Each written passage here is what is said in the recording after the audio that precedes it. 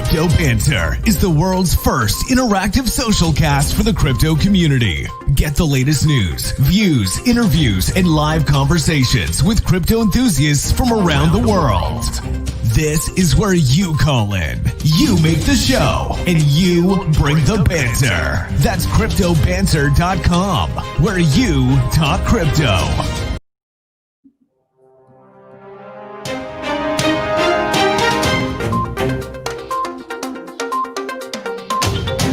And we're back and we're live right here on CryptoBanter.com, the world's first crypto call-in station. And tonight we've got a huge show for you. Today we've got a huge show for you.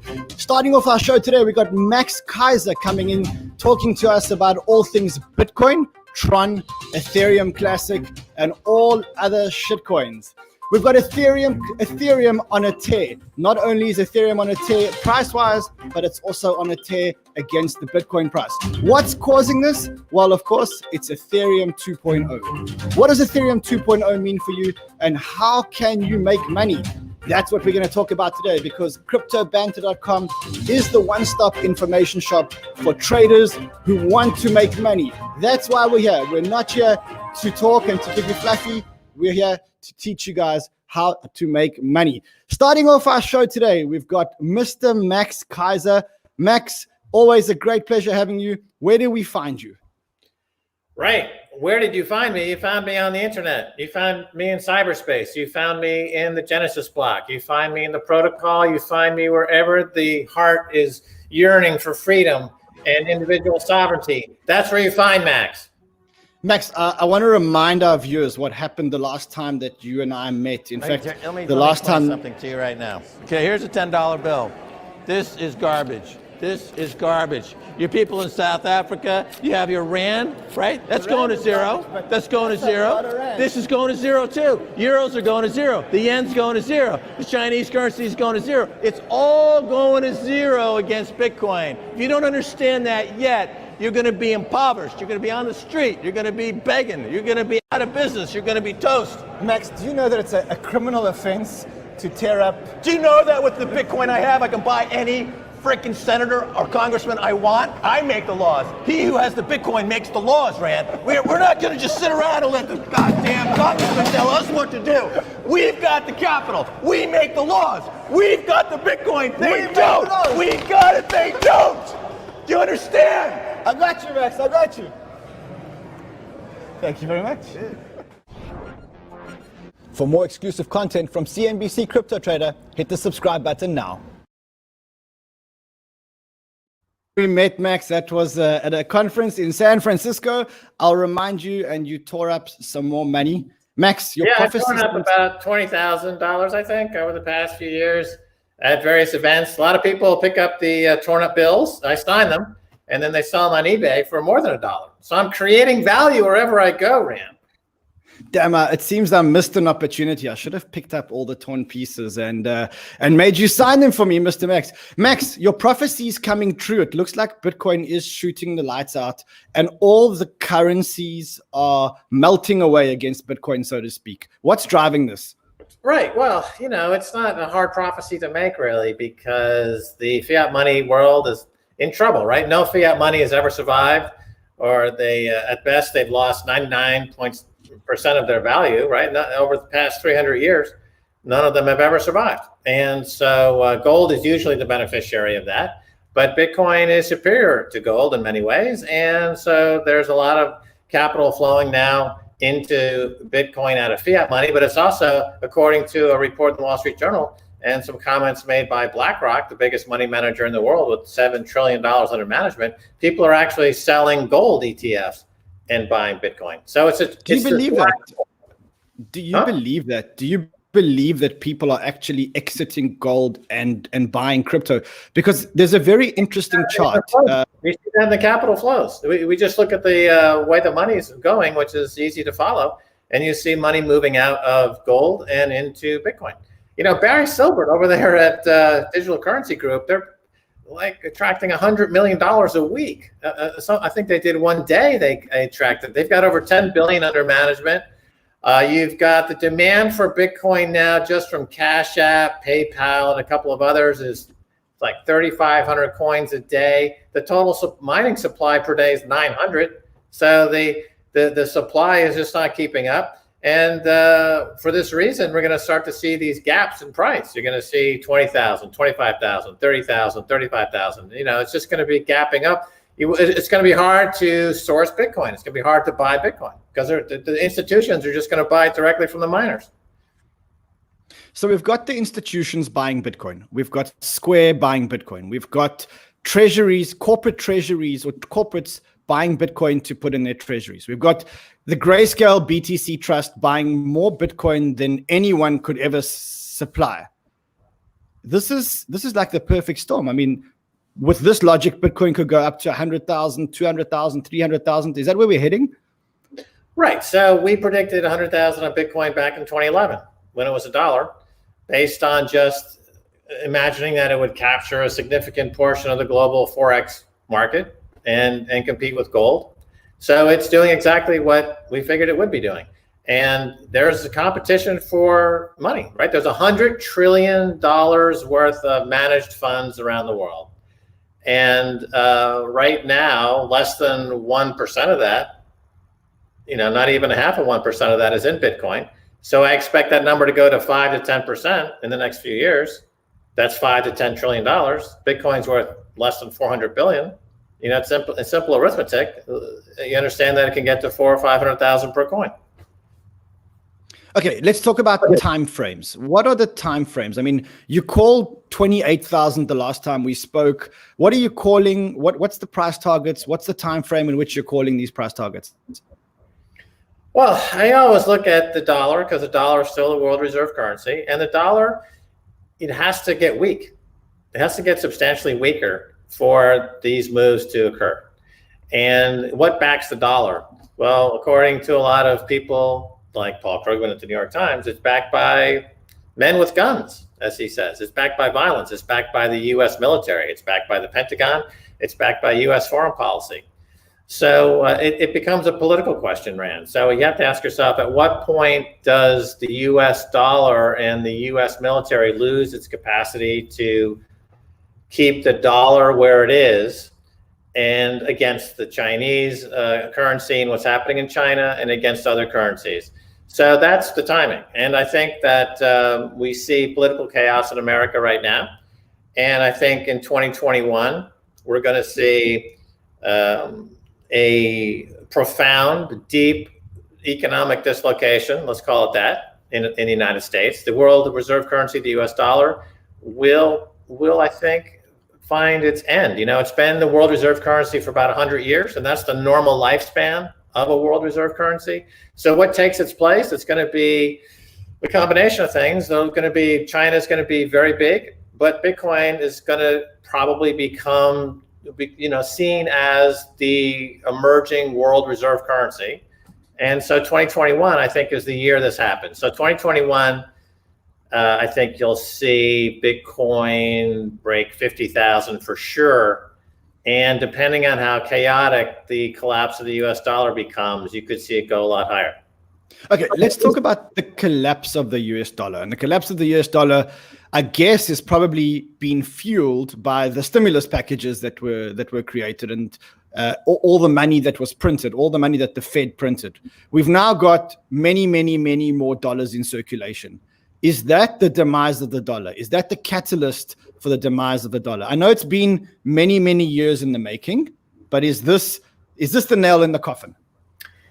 Well, there's two parts to it. So the American economy, starting in the late 70s and picking up speed in the 1980s, under Reagan and deregulation, was financially engineered in a way where the money printing would end up going into the pockets of Wall Street and bypassing labor completely. So you see, wages in America have not gone up at all in 20 years. And against inflation, they're going down. And so you have a bifurcation in society. You have now a permanent underclass in America. You've got 150 million people at or below the poverty line. That number is growing every month, and it's only set to get even worse. So the economy is engineered to favor, let's call them the kleptocrats or the the neo aristocracy, the folks that America staged a Declaration of Independence to get away from, they're back in charge. We're back. America is now back ruled by pseudo monarchy.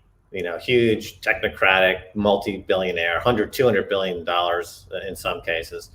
And so we've lost really America, really, as that concept is understood, is gone, and it's never coming back. So that's problem number one. Problem number two is that instead of admitting this problem, politicians are going to say, well, we're just going to print money and hope it goes away. So now that's adding fuel to the fire, and that's when you get hyperinflation. I mean, the dollar's already in a hyperinflationary collapse against Bitcoin. You can see that. I mean, if you one look at the charts tells you that the dollar is collapsing against Bitcoin. Exactly. And so, and same thing with all fiat money.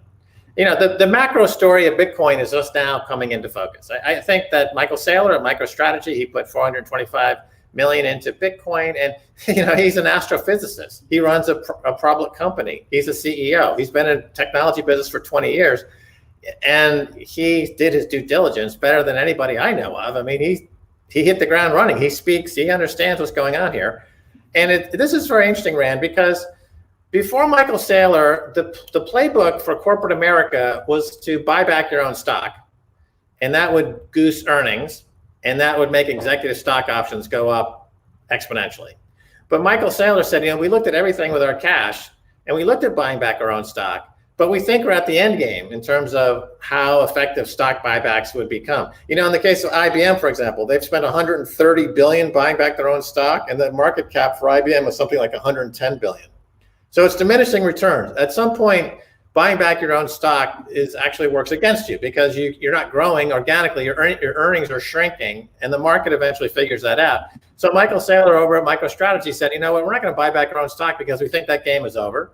We actually think inflation is going to be real. So let's buy the hardest money in the world, the fastest horse in the race, as Paul Tudor Jones calls it. Let's put our money into Bitcoin. He's already up 100% on his Bitcoin position. They've made already $500 billion on their Bitcoin. And that's more money than they've made in the last 5 years. Actually, if you look at MicroStrategy's balance sheet and income statement, they've made more money holding Bitcoin than the companies made in the last 5 years. Absolutely. And I think even more interesting is that he isn't an OG. He's someone that a couple of months ago, when this storm hit, he got onto he learned very quickly. The penny dropped, and now here he is buying hundreds of millions of dollars for his company and hundreds of millions of dollars for himself. Right. So in the corporate boardroom now, as you know, it's a line item on the 10K, 10Q. The discussion in the boardroom is going to be, do we need to buy Bitcoin to remain competitive on our balance sheet with our cash? So that conversation is being had all over corporate America now. They have a fiduciary responsibility to have that conversation. They cannot omit having that conversation. So there are going to be many more corporations coming in, and they have trillions and trillions of cash sitting idle. They realize the game with the Fed is up. Buying back their own stock is a losing game now. They're not going to make money buying back their own stock anymore. That game is done. And so they're going to buy the fastest horse in the race, and that is Bitcoin. And so that's huge pressure. We see in the hedge fund world, Paul Tudor Jones, hit the firing gun, fire the gun to start the hedge fund community buying Bitcoin. Now you've got Stan Druckenmiller, Bill Miller over at formerly at Legg Mason. He's doing another fund now. He's huge into Bitcoin.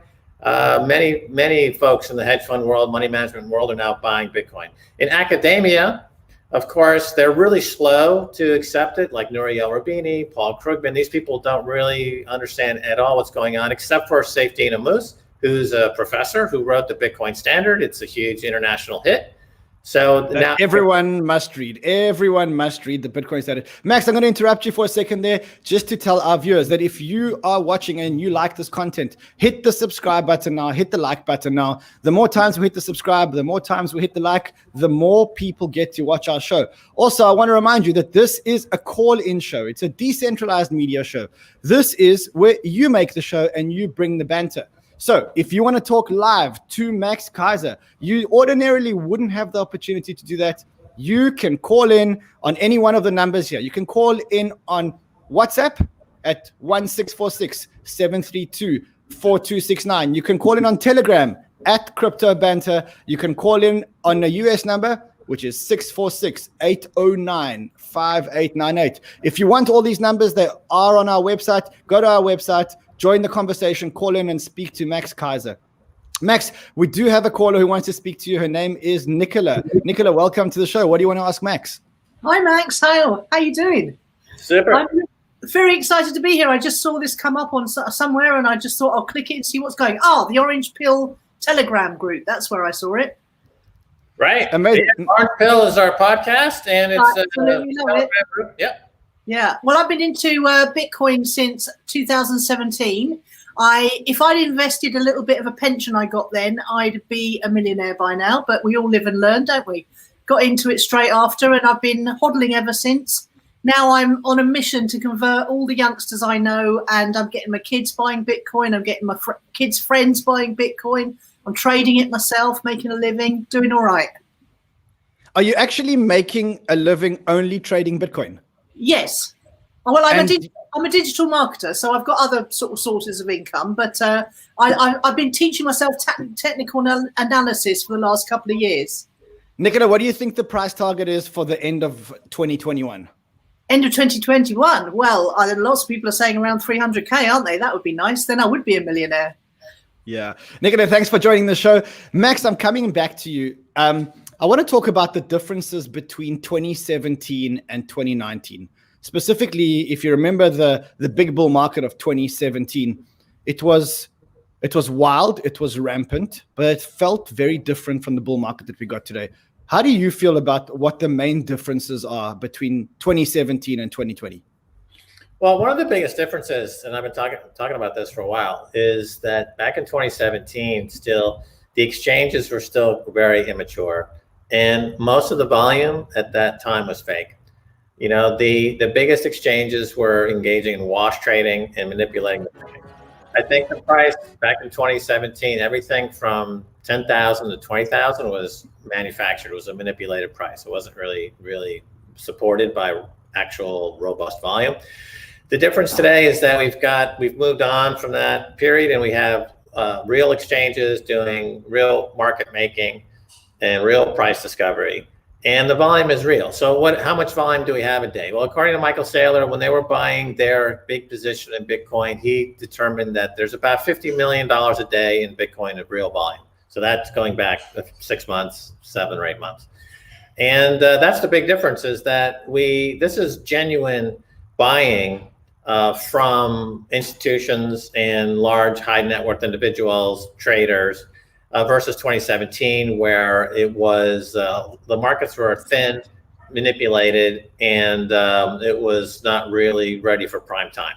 But now it is. So that's why we're seeing this slow kind of multi-year creep up back to the all-time high, and that's why I think when we do get over 20,000, it's going to be a short trip to 28,000, because you've got a lot of money managers like to buy assets at the high when they trigger into that high category where there's no resistance, right? So a lot of money managers, momentum players, like to try to catch a 10, 20% move quickly. And one strategy for that is buy stop orders at the new high. So, and they all gather together, and there's a whole load of orders grouped together at that price. And then once it hits the price that triggers all these buy orders, and it comes in, and you'll see a spike, I think, to 28,000 before any meaningful pause. So if I compare 2017 to 2020, 2017 felt like a mania. It felt like people were jumping into Bitcoin, snapping them up like crazy, not asking questions. This time it feels much more controlled. It feels much more controlled. People seem a lot more rational. People have done a lot more homework. People aren't buying it as a speculatory instrument. Most of the buyers that I see are actually buying it to hodl. And that to me says that we're nowhere near the top of this market. So even though some of the technical analysts are saying, oh no, we may be nearing a top, we should take some profits, I'm going, hold on a second. I don't feel like we're at the mania stage yet. No, it's a much broader base. that's been developed over the past 3 years. Much bigger players, bigger capital. Money's coming in from all other asset classes. And 2017 was a mania. And it had all the earmarks of a mania. So the mainstream media was all over it and doing cover stories on, Bitcoin insta-billionaires and the media, CNBC at that time, if you remember the way they were covering it, was that they were just kind of grasping in the dark. They had no idea how to cover it. And they had a lot of folks on who were not really qualified to be on and talking about it.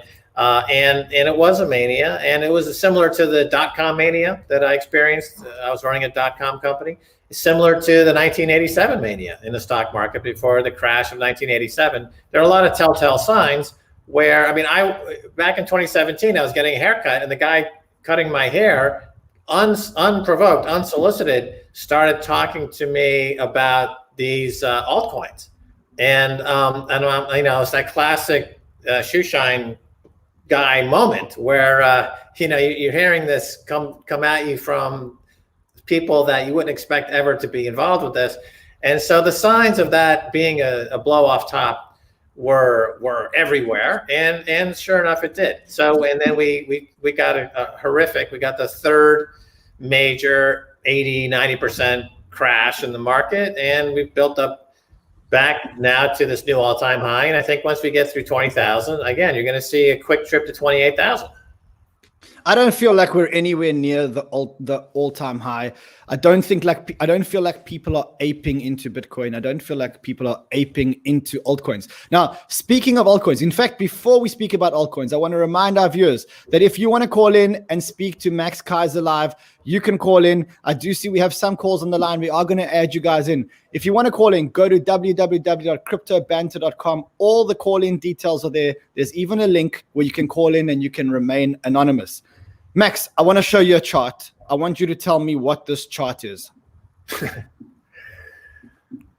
Well, let's see. That would be the chart for, I don't know, what is it? It's the chart for the Bitcoin dominance. Now, what you can see is that from about 5 or 6 days ago, in fact, let's call it a week ago. From a week ago, the Bitcoin dominance declined from 68% all the way down to 62%, and it keeps declining.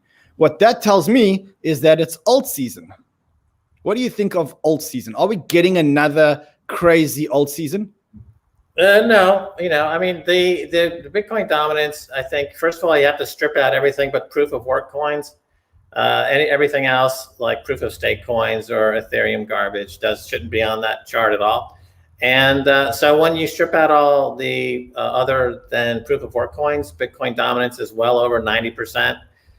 For one thing. And then of the remaining group of proof of work coins, there's none on there that I would be hopeful about anyway. So that's a very misleading chart in terms of Bitcoin dominance, because you're including a universe of which 99% of that universe is no good. That would be like having a Rolls Royce in the parking lot, and then you have 100 different junkers parked next to it, and saying the Rolls Royce, only has 1% dominance in this huge slush pool of shit, and therefore it needs to worry about these other junker cars, taking it on. That's not the case. It's an example of a statistically misleading argument. Hold on. Are you saying, if I'm going to put up the ETH versus BTC chart, are you saying that ETH is a pile of garbage and that ETH 2, even with ETH 2 coming on, moving to proof of stake and all the good things that ETH 2 brings along with it, are you saying that you're still not invested in ETH? Ether is an exit scam. It's a huge pre-mined piece of shit. It's good for stealing Bitcoin from people. It's buggy as hell. Nobody even knows how many ETH there are. That number is unknown. There's never been an audit. We have no idea. It's a piece of software. People can use software. That's fine, but doesn't compete with Bitcoin. You would never consider it a gold substitute or money as you would Bitcoin. It's a side project. It's two different things. I don't know if you can call it an exit scam. It's two different things. So, but you can't compare them. One is not comparing them, and one is calling ETH an exit scam. I think that Bitcoin is an amazing piece of technology which has become a store of value. But then you got ETH, which is also an amazing piece of technology, which is a decentralized smart contract platform, which is going to power many things, including a world of decentralized finance. Right. And you can do everything on ETH you can do on Bitcoin, either now or in the near future. I don't think ultimately it's going to stay around. Of course, it's my opinion, and the market will sort this out. I defer to the market and its wisdom. And what we've seen is that market cap of Bitcoin is running away with it. Ether's having a couple of good weeks. I don't think this is meaningful to me. I don't find it compelling in any way. It's like more gambling. Alt season typically is pump and dump scams. People come in at the top, they lose everything, they get wrecked, and then they go crawling back to Bitcoin at a much higher price. That's the cycle, that's the pattern, and we're going to see it again. These alts will pump for a while, then they'll crash again, and then everyone will be, licking their wounds, and they'll come crawling back to Bitcoin at a higher price, having learned their lesson. But the cycle repeats over and over again. And it's just like penny stocks versus, But what are you saying? Are you saying that all these venture capitalists that are throwing money behind Ethereum and DeFi projects and this new financial system that's built on smart contracts on the Ethereum platform, are you saying that that's all garbage, all money going to waste? Yeah. I mean, venture capitalists are not particularly have a track record of any kind of excellence that you would ascribe superior intelligence or something like that. They're most of them are just out flailing about just like anybody else. Most hedge funds underperform the indexes. Most venture capitalists lose everything. That's not a vote of confidence. Just because a venture capitalist has dumped a lot of money into an altcoin, it doesn't mean anything. And all the smart developers that are building on Ethereum, I mean, you've been to a DevCon, you've been to an Ethereum conference, you've seen all the smart people running around, spending their lives building on Ethereum, raising money for projects that are going to be built on the backbone of Ethereum. Do you think that that's all garbage, all a waste of time? 90% of all development is never used. That's totally garbage. I know because I ran a technology company for many years, and I hired many developers over the years. And most of development, most code that's written never gets used. It's total garbage. And developers move from project to project on a whim. They could be motivated because they like a meme. They're like, oh, I love this Pepe the Frog meme. I'm going to devote 5 years of my life to writing code for it. And then they're like, it's stupid. I'm going to move on to something else. Right there. Who knows what motivates developers? They tend to be a very unique group of folks. And, again, it doesn't ascribe anything other than a trend at the moment. And I would defer to the market. So the market is sorting this out. The market is telling us that, again, with the proof of, if you look at the hash rate dominance, for example, of Bitcoin versus everybody else, not the market cap dominance, but just the hash rate dominance, Bitcoin is 90% of all hash rate for this entire industry is Bitcoin. There's no hash rate for Bitcoin Cash. There's no hash rate at Bitcoin Satoshi Vision. There's no hash rate at any of these things. They're all insecure. It's like going to a casino. A lot of people go to the casino, and if you want to go to the casino and you want to bet on the roulette wheel, do it. If you want to, go to the altcoin casino and put money down on one of these 5,000, 6,000 altcoins, do it. But if you enjoy gambling, and many people do, if you're interested in taking a position in this gold 2.0 and watching it envelop all these other fiat currencies and go to a $400,000, $500,000, $600,000 per coin in a way that is going to impact your life meaningfully, then I would suggest stick with Bitcoin. Once you step off the Bitcoin boat, you are jumping into acid-filled, shark-infested shithole. Acid-filled, shark-infested shithole. Are you saying there's not a single other project in the entire crypto universe that you would back other than Bitcoin? That's what I'm saying. All right, I've got Roger on the line, and Roger wants to talk to you. I think he wants to take you on about that. Roger, welcome to the show. What do you think of Max's view that everything else is garbage, including Ethereum, and it's only Bitcoin? Well, I've heard Michael Saylor say the same thing, and he's pretty convincing. But I do like the idea of Ethereum 2.0 with the shards and the extra speed, and also it's a DeFi platform. Because I just heard, what was his name, Anthony Pompiano. He sounded like he wasn't really holding up his own on your show against that gold bug when he kept hitting him for that gold is actually something you can do something with, right? And so anyway, Ethereum, you can actually do something with it. You can create DeFi apps that can actually do something, right? Yeah, I agree with you. And, later on our show, we actually are going to be talking about Ethereum 2.0. We're going to be talking about what it means. And of course, for our traders or for our stakers, how you can make money on Ethereum 2.0. Do you want to ask Max about options, Bitcoin options? Can I ask him a question about that? Yeah, sure. Shoot. Okay. So I'd like to do the same thing on the options. I mean, on the Bitcoin platform that I do with stocks, with equities. I like to buy a married put. So I do basically the same thing that the hedge fund managers do. They hedge their investment, let's say in 100 shares of Apple, by buying a slightly in the money put. And that way you can limit your downside risk to whatever, 4 or 5%. Now I can see that the argument against that would be hodling. So why worry about a downside risk? Just buy it and hold it. And if it goes down, just wait till it goes back up. But my question is this. I'm looking at the Deribit website, and it only shows like European and other countries. What's holding us back from being able to get a good, reliable options trading platform in America? Repeat after me. S-E-C. S-E-C. S-E-C. Do you think there's going to be any hope for the future? Right. So a couple of things. So first of all, the DeFi projects, for the most part, have been horrendous.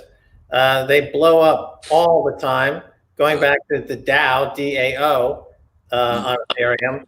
And so Ethereum's use case as underwriting and enabling scams is not giving Ethereum any, making it look good. And most of the DeFi scams are coming to us from the ICO scams that have been repackaged as DeFi scams. Plus, the returns in DeFi are, who cares about a 6, 7, or 8% return? That's like, why bother when you're talking about a 40 to 80x return on Bitcoin? But having said that, anyway, I'll move on. So with the options market, the option strategy that you put forward is a fine strategy, and there's a lot of different option strategies. When I was on Wall Street, I was the biggest options producer in Shearson Lehman Hutton back in 1989. I've done millions and millions and millions of dollars with the business in the options market, and there's a lot of great things you can do with options. So when will this be available to the average trader? It's hard to say. Rand makes a good point. They've got huge regulatory hurdles. You see Coinbase just got their wings clipped. They can no longer offer margin. So margin is a really plain vanilla product you would offer a customer, and Coinbase is just told by the regulators they have to discontinue offering margin on their platform. So as far as getting to an options situation, I don't see that happening anytime soon. But again, why bother? Because the hodling strategy works, and buy it, hold it, or hodl it, and forget it. Just let Bitcoin. But you need a lot of money to buy and hold an asset. When you can buy calls and you can buy puts, your implied leverage is much quicker than buying a Bitcoin. Buying a Bitcoin today is going to cost you leverage. Yeah, the leverage is a word, a synonym for risk. And most people's risk tolerance is pretty low. We know that Bitcoin at some point is going to have another big move down. Your option strategies are going to blow up. You're going to lose a shitload of money. Your confidence will go to zero, and you'll be out of the game. And you'll be sitting on the sidelines watching it go to new all-time highs again. Okay, so people don't. People are not natural options trader. Okay, options trading, if you are sitting at your desk, full time, and you've got really good execution, and you've got excellent analysis of all the different arbitrage between all the different options, and you're getting really good prices, and that's your full-time job, that's a different story. But for the average person who's just like, well, I think I'll buy some options today, that almost always ends in tears. I'm sorry, but I've seen it over my 8 years of professional experience as a broker on Wall Street dealing with options for customers. I can tell you without any equivocation that it's going to end badly. Even when you're doing it as a hedge against a already owned underlying asset versus just a naked call. I'm saying that's not a horrible strategy, but I'm saying that once you open the options Pandora's box, it's a slippery slope, because now you're saying, oh, you know what? I think I'll put on this reverse butterfly spread and capture 2% the next 2 days. And next thing you know, you're up to your neck in options, and this pointless, because you're hoping to mitigate risk to some degree or put a few extra bucks in the bank. It's not worth the work. It's honestly not worth the work. Even if it's 5 minutes of work, it's 5 minutes you could be better spent, washing your hair, walking your dog, making a pot, doing something useful with your life. Well, yeah, Roger, we got to end it there. We got to end it there. We got a few callers on the line. I just want to remind our viewers that if you want to speak to Max, call in now.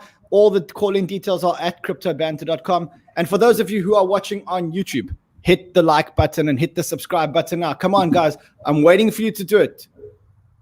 Hit the like button, hit the subscribe button. That's how we get our distribution into other crypto enthusiasts that want to watch shows and get content like this. I'm going to bring in Ali. Ali, welcome to our show. Hi, how are you? Good. Great, we can hear you, Ali.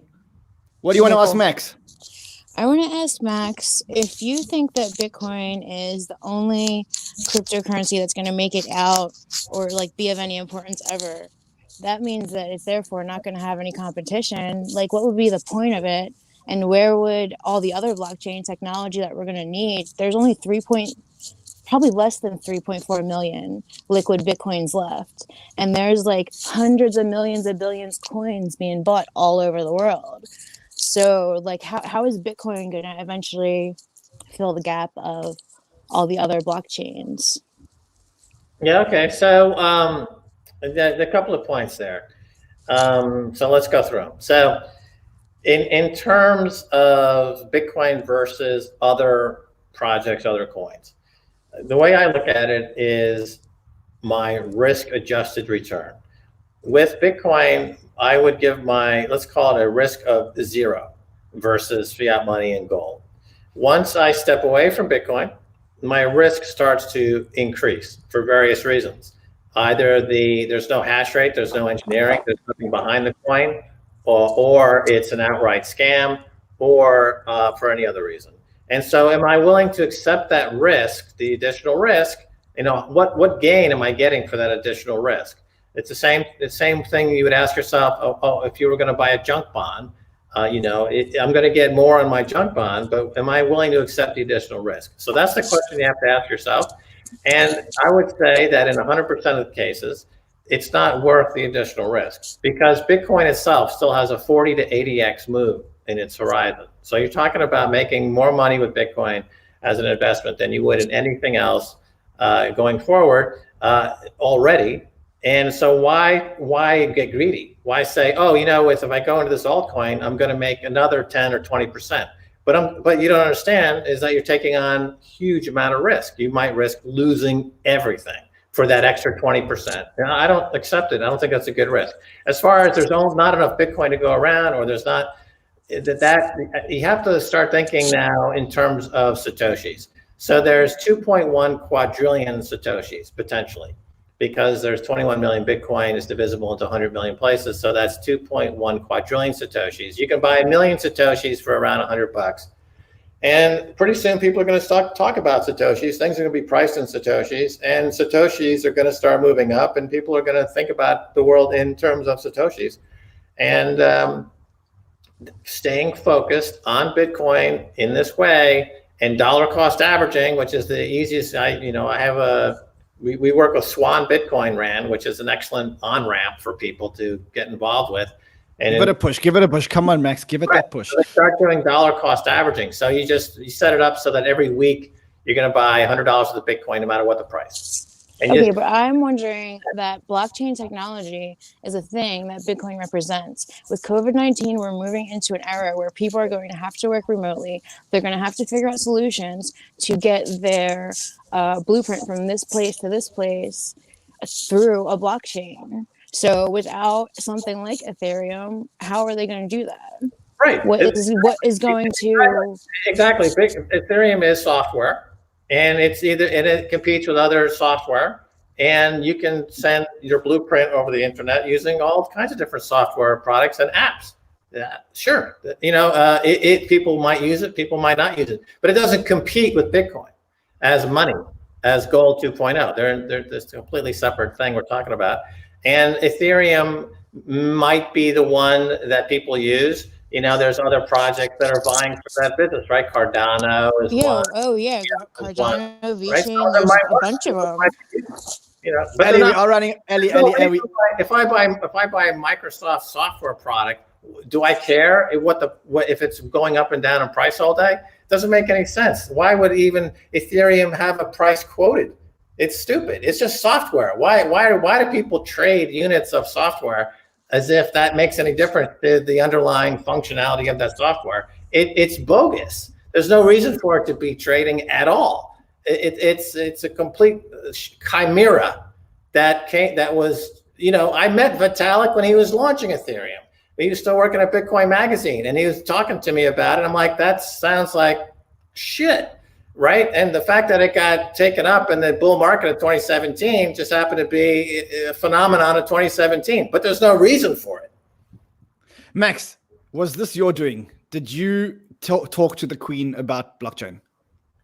The Queen and I talk frequently, and she's very interested in the casting decisions for the series about the Queen.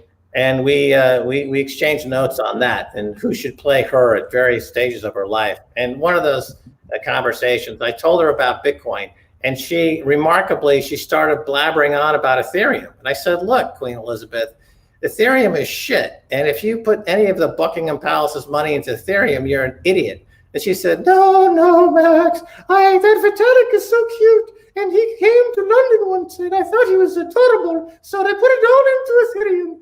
I was like, well, go ahead. You can make that decision too. But I'm telling you, it's wrong. All right, Max, one last question before we let you go. What do you think is the most important thing that's happened to Bitcoin in the last year? What is PayPal's board, MicroStrategies was the biggest corporate to fill their treasury. We've had so much good news. What do you think is the most significant news that's come out in the last year? Paul Tudor Jones.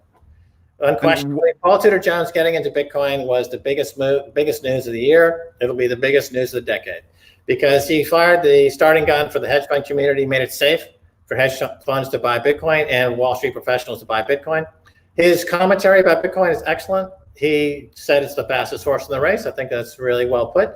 And he also talked about how Bitcoin is pro-humanity.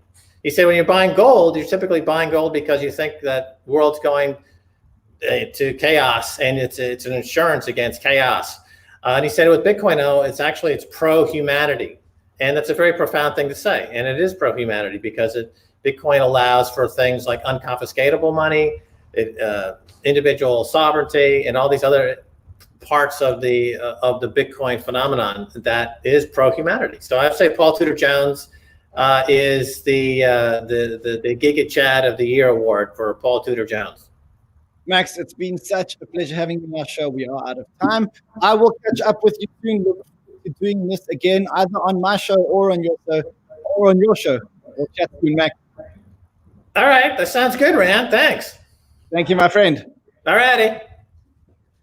Max, you're happy again. I'm feeling it in my veins. I feel it in my brain. I'm looking at 100,000 coming real soon. 28,000's in the bag. Bitcoin's eating into fiat. Bitcoin's destroying central banks. Bitcoin's destroying Jamie Dimon. Libra is a stalking horse. It's there to destroy fiat. and put the spotlight on Bitcoin. And Bitcoin powers higher and higher, and the world becomes a peaceful, loving place, Ran. Now can we start the interview? Do it. That, of course, was Max Keiser. And coming back into the show, we've got a panel of traders. We've got Crypto Nico Z and we've got Bagsy. Bagsy, are you talking behind the mask today? Exactly. How's it going? Long time. It's going amazing. Nico and Bagsy, you guys are our traders for today. What are we buying? What are we selling? Nico.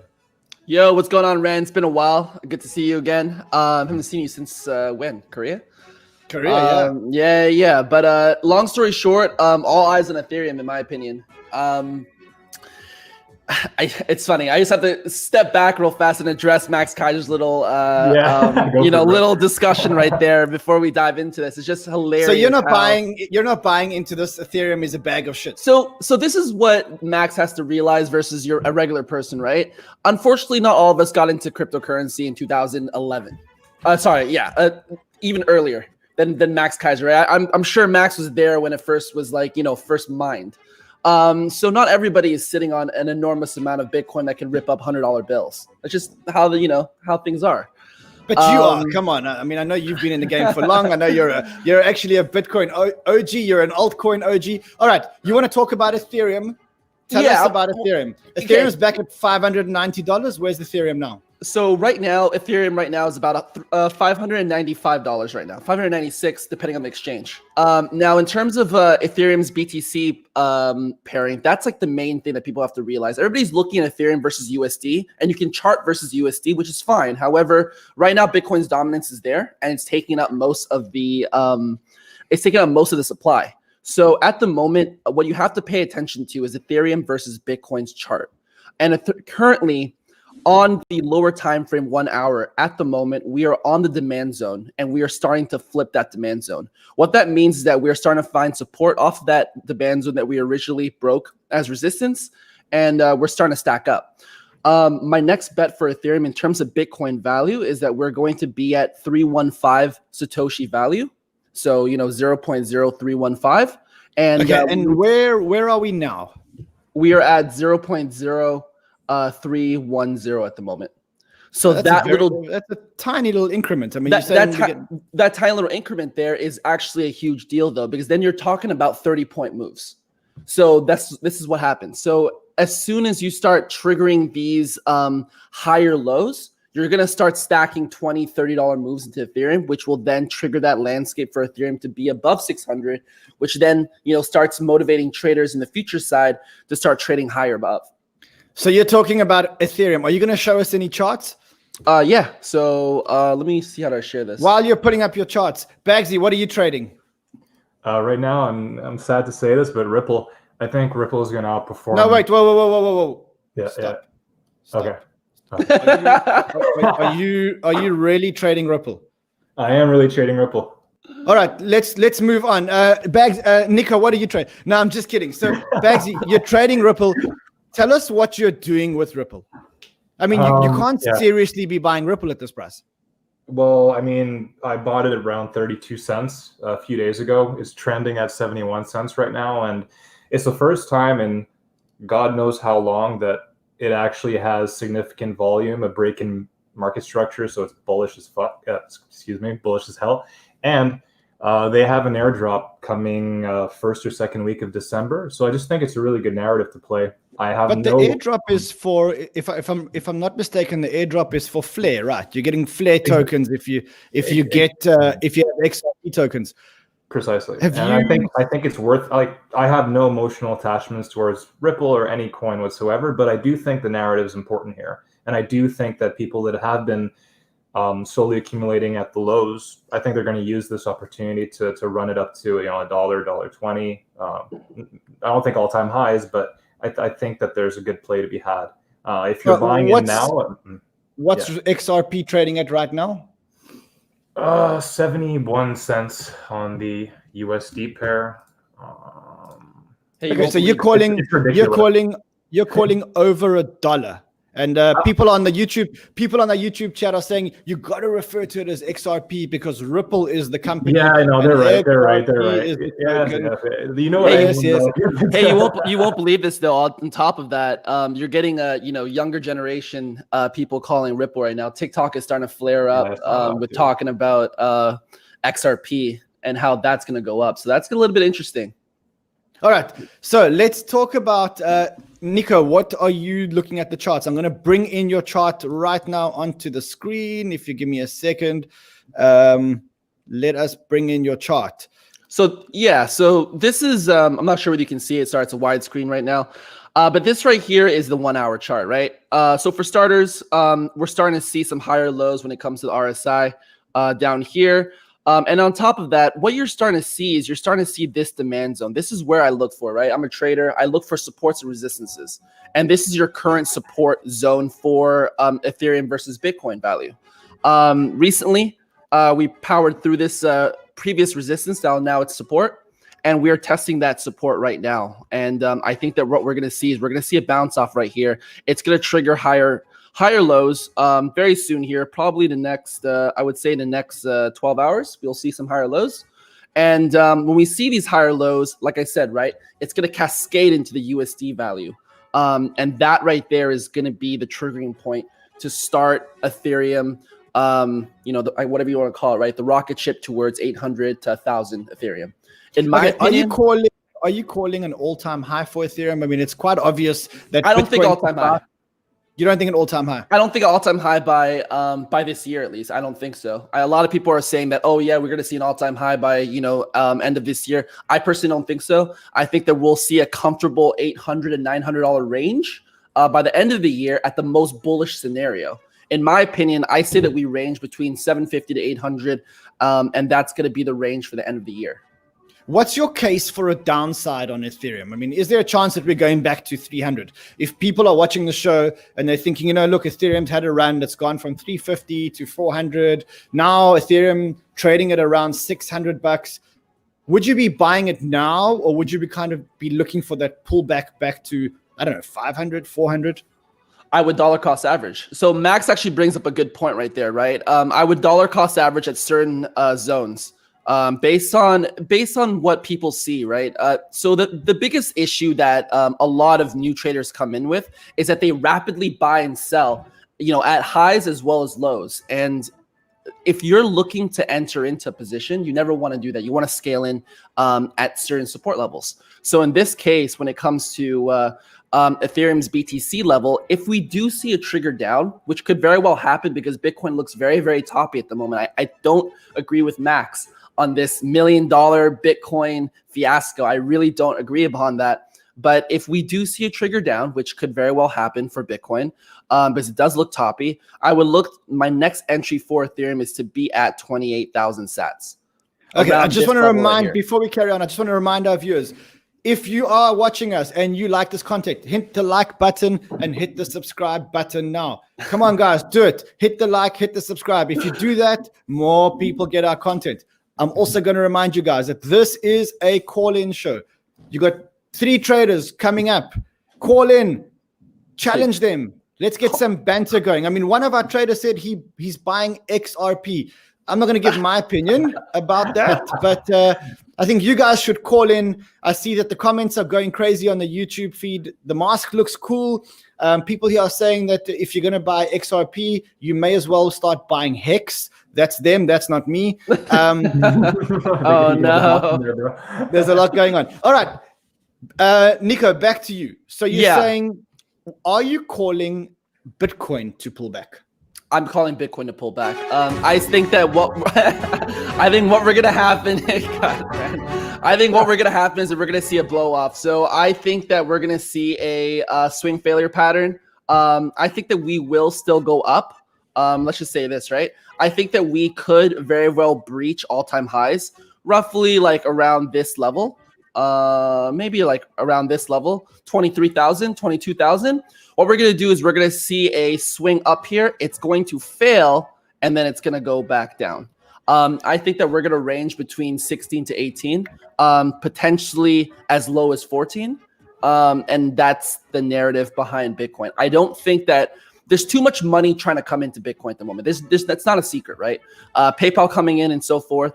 And I think that what we're going to do is we're going to see a trigger back for people to load up and then continue on. Okay, so where are we going before the if I look at your graph is saying we're going up and then we're going to pull back. Yeah, I think the end of that up. What's the resistance? I think that we're going to hit about, well, there's no resistance anymore. I think we're going to swing failure pattern up to about 23,000. That's where 22 to 23 is what I see. Just because what I think is that we are going to get so much FOMO in from retail that once again, we are going to hit those all-time high areas. We're going to blow past it as volume comes in, and then the music's going to be cut, and then we're going to see a drastic pullback. All right, Bagsy, what are you saying? Are you agreeing with Nico? What else are you buying other than XRP? Yeah, sure. So, do I agree with Nico? No, not really. I think it's more likely that we'll go sideways here and probably just not a blow off top, but just blow through resistance. I'm personally looking at 36K because that's the level where there are the most BTC options that are settling at the largest amount on Deribit. Okay, wait, slow down. You're saying that we're going straight up from where we are today to 36K? Not straight up. I think that you might see some like 1K wicks to the downside to try and liquidate people, but I don't think that we'll be re-entering the range below 20K once we leave it. I think that'd be too convenient for everyone. You know what I mean? I don't think we'll have a chance to buy Bitcoin if we do breach 20K. I think it'll be a sizable candle, and I might sound like a quote unquote, I don't know, bull, like crazy, but I just think it's the most painful option at the end of the day, at least for me. Are you getting this off a chart, or is this just an opinion? Not a chart. I mean, it's on Deribit. The highest settlement in Bitcoin is 36K for options calls, and so I don't know. I think it's a good level to look at. Personally, I'm de-risking. In all honesty, like I'm doing the opposite of what I think here because as a trader, I'd rather conserve my capital. I bought Bitcoin at 4K, 5K, 6K. I bought it upwards since the crash, so this is where I'm de-risking. And to me, I'd rather conserve what I have. And in the event that I'm right, I still have some Bitcoin, but I can also be smart with how I'm playing. All right. If you have $10,000 and you want to trade, sure. Where would you put it? Would you put it into Bitcoin? Would you put it into XRP? Would you put it into Ethereum? Where would the smart $10,000 go today? Financial advice. Yeah, non-financial advice. I think out of the three, Ripple has the best chance for upside, maybe 30, 40%. Oh my goodness! And I know, and I haven't bought Ripple in 2-3 years, so I mean, again, this isn't an opinion piece. I just haven't seen Ripple this bullish, and XRP, excuse me, and that's where I'd place it. But right now, most of my money is in Bitcoin. I have some Ethereum. I'm playing the narrative. I've owned Ethereum for a long time. Again, I don't necessarily agree with Max, but I'm also not as technically proficient as he is in terms of software. Bagsy, what about Tezos? I mean, I think someone should call Tezos and just tell them that we are in a bull market. I mean, I don't know. Do you have a phone number? Is there anybody we can call? Someone should remind Tezos that it was trading at about $6, and now it's like struggling to break over $3. I mean, even EOS got the memo. It looks good. It looks good on the BTC value, man. On a daily. Yeah, I would also, because I have a position in Ren BTC, I have a position in Link BTC. I had a long in Algo. I think I still have some open. So I'm playing a few things, but I do think the largest mover is going to be XRP. Alrighty, I'm going to add one of the callers to the show. His name is Jeremy. Jeremy, you're live on air with two traders. Unfortunately, one of them is talking about buying XRP. What's up, Jeremy? How are you, man? Jeremy, are you on air with us? All right, we're going to get Jeremy off air. I am going to add a guy that I follow on Twitter, and his name is Crypto Tyrion on Twitter. Crypto Tyrion, you are live on air. Welcome. Crypto Tyrion. Hi, guys. Can you hear me? What's up, buddy? How are you? Fine. Nice times to trade, right? Yeah. Amazing times to trade. Amazing times to trade. You know, Cryptotarian, I don't know if you saw, but earlier in the show, I actually referred to one of your tweets, and specifically the tweet around Bitcoin decoupling from gold. Tell us a little bit about the thinking. Yeah, so basically, as I told you, I have a community of crypto traders that I'm managing, and we receive any kind of trends, every day. And I noticed this chart in one of our subscribers. It actually was very cool. And I think that you can understand it immediately because it's very obvious if you see it in this way. Basically, it's evident. And from March, there is a coupling between gold and Bitcoin. But recently, just in the last month, so between October and November, we are seeing a huge decoupling. And you can see in the below chart the correlation between the two, and then the disconnection between by the end of the month. So it's evident that we are having... We are decoupling. I want to ask you, do you think that money is flowing out of gold into Bitcoin, or do you think that money is flowing out of gold into stocks? Yeah, that's a great question. I think for sure that a portion of the money from gold is moving into Bitcoin because there is an evident correlation. I have also a chart on TradingView that can show you probably better than this chart, or I can share it. Yeah, let's pull up the chart on TradingView. I'm going to get this off. Let's get your chart up on TradingView. Yeah, I mean, it's very evident if you see this. So basically, this is the gold CFD. You can see here we're talking from July until today, basically. And so this main chart is gold, and this other chart is the Bitcoin USD price. So you can see that moving before in the past month of the year, there is an evident correlation. I mean, you can literally see a direct drop between the two, okay? So one is following the other in terms of correlation for the price movements.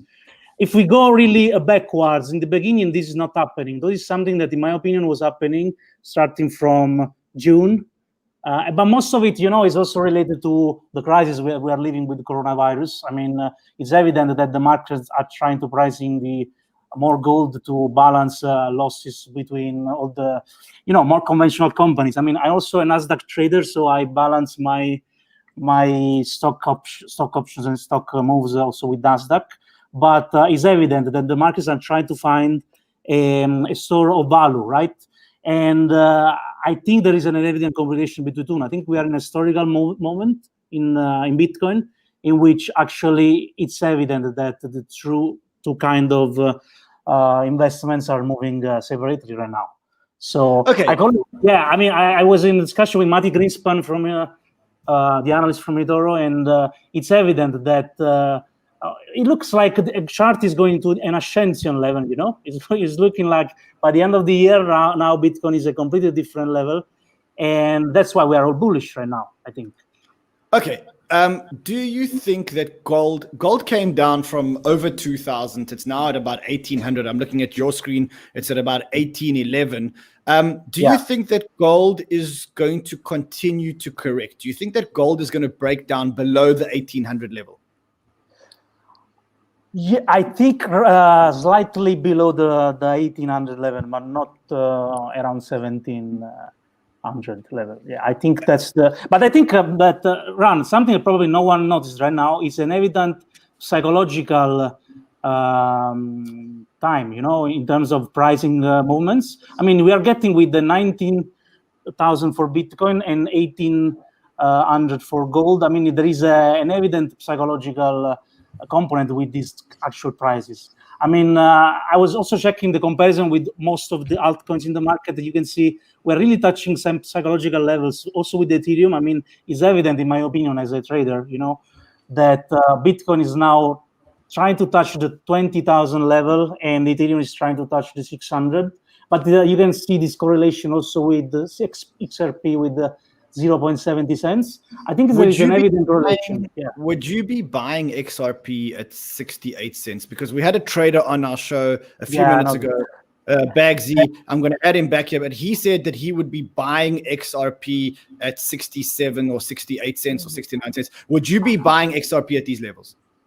No, I would not buy it, honestly. I will buy it at 0.20 cents. I will need to wait a lot for it, but I'm an early XRP investor, so no, I will never touch it at these levels. Instead of buying XRP, I would invest in other altcoins like XLM, in example, that is moving in similar price kind of action, And That's XLM is, of course, Stellar Lumens, right? Yeah. I mean, it's actually having its momentum right now. But as a different fundamentals, I think they have a much better opportunity of growing because, better than me, the problem with XRP, apart of the fact that it's centralized, but this is a fundamental consideration. But in terms of overall coins, it's really huge what they're doing.